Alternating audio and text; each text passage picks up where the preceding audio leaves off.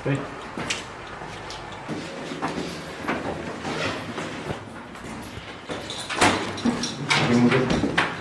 Так вы мне сказать-то можете, что такое-то? Полиция сейчас объяснят все.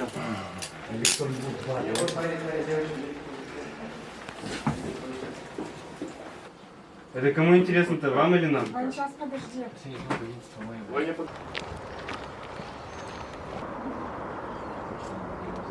Я же говорю, не надо.